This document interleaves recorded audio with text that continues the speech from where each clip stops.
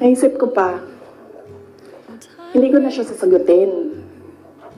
Kasi, for the love of God, presidente ka na. Importante pa ba yung nararamdaman mo? Di ba kapag presidente ka, hindi na importante yung pagod mo, yung luha mo, yung fatigue mo, yung stress mo. Hindi na siya importante. Because when you are president, importante dyan yung nararamdaman ng taong bayan. Yung bansa. Yun yung naisip ko when I heard it na parang talagang may panahon ka mag-isip about deception ng isang babae dyan. Ang dami mong oras. Hindi ba dapat iniisip mo na yung mga taong gutom? Yung presyo ng gasolina? Yung darating na Christmas, kung sino yung maka-afford ng spaghetti, ng mango float, ng mga importante sa Noche Buena, ng mga bahay-bahay. Di ba yun yung... So may panahon ka talaga na mag-isip na, oh, this girl.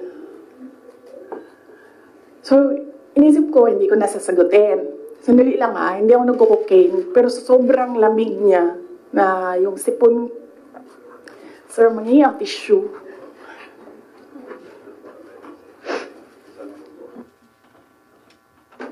O, wag niyo lang hinaan, sir. Kasi sa sobrang dami natin. Tissue lang, sir. May panyo ako. Ayaw ko ng panyo. Huwag niyo i-off, sir. Kasi sa sobrang dami natin, mamamatay tayo dito pag walang aircon. Kasi hindi iikot yung hangin. Okay. Hindi ako umiiyak. Hindi ako nagko-cocaine. Malamig yung aircon. Okay. So yun. Hindi ko na siya sasagutin.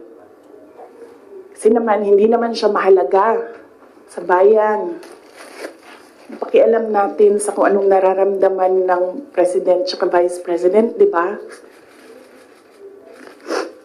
Ako gani, sa Binisaya pa, dawat-dawat raman na. Di ba? Dawat-dawat rana. Ako, ginatira ko nila kada adlaw. I am a subject of a Mega Millions PR attack. I am a subject of a House Committee hearing.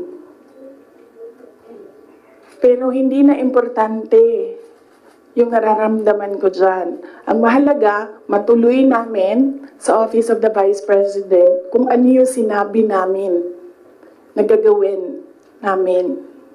Diba? So, I don't understand why we're talking about feelings. So, hindi ko na siya sasagutin. And then, sabi ng mga tiga Davao,